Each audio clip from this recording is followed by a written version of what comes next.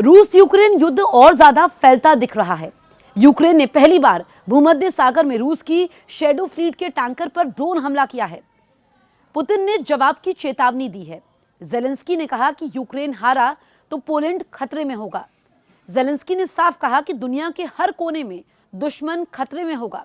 रूस और यूक्रेन के बीच जारी जंग अब सिर्फ सीमाओं तक सीमित नहीं रही। युद्ध ने समुद्र, कूटनीति और वैश्विक राजनीति तक अपना दायरा फैला लिया है।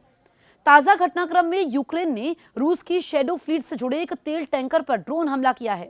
यह हमला यूक्रेन की सीमा से करीब 2000 किलोमीटर दूर भूमध्य सागर में लीबिया के तट के पास हुआ। यह रूस के पूर्ण पैमाने पर आक्रमण के बाद इस इलाके में पहला ऐसा हमला माना जा रहा है। यह कार्रवाई ऐसे समय में हुई है जब रूसी राष्ट्रपति व्लादिमीर पुतिन अपनी annual end of air press conference कर रहे थे। पुतिन ने पहले ही चेतावनी दे दी कि अगर रूस की शैडो फ्लीट को निशाना बनाया गया तो उसका जवाब जरूर दिया जाएगा। बाद में उन्होंने कहा कि ऐसे हमलों से तेल आपूर्ति नहीं रुकेगी, लेकिन इससे नए खतरे जरूर पैदा होंगे। शैडो फ्लीट उन जहाजों को कहा जाता है जिनका इस्तेमाल रूस प्रतिबंधों से बचने के लिए करता है। इन जहाजों की संख्या 1000 से ज्यादा बताई जाती है। ये जहाज बार बार झंडा बदलते हैं और इनके मालिकाना हक को लेकर साफ जानकारी नहीं होती। इसी नेटवर्क के जरिए रूस कच्चा तेल बेचकर यूक्रेन युद्ध के लिए पैसा जुटा रहा है। यूक्रेन पहले भी काला सागर में ऐसे जहाजों को निशाना बना चुका है। यूक्रेन की सुरक्षा सेवा एसबीयू के एक सूत्र ने इस हमले को अभूतपूर्व विशेष अभियान बताया। हालांकि ड्रोन कैसे और कहां से लॉन्च हुआ इस पर कोई जानकारी नहीं दी गई है। यूक्रेनी पक्ष ने कहा कि जिस जहाज पर हमला हुआ वो खाली था। इससे पर्यावरण को कोई नुकसान नहीं पहुंचा। सूत्र ने साफ कहा कि यूक्रेन अब दुनिया में कहीं भी अपने दुश्मनों को निशाना बना सकता है। इसी बीच यूक्रेनी राष्ट्रपति जेलेंस्की ने पोलैंड को लेकर बड़ा बयान दिया। उन्होंने चेतावनी दी कि अगर यूक्रेन हारता है तो रूस का अगला निशाना पोलैंड हो सकता है।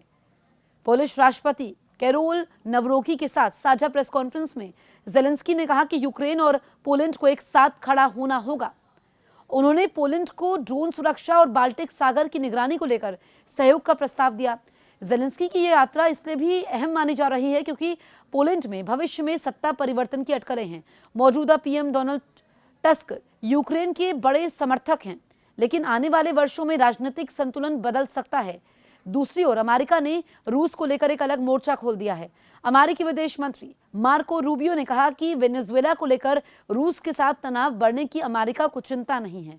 उन्होंने कहा कि रूस पहले से ही यूक्रेन में उलझा हुआ है। अमेरिका हाल के महीनों में कैरिबियाई सागर में जहाजों पर कार्रवाई कर चुका है और वेनेजुएला के तेल व्यापार पर कड़ा शिकंजा कस रहा है।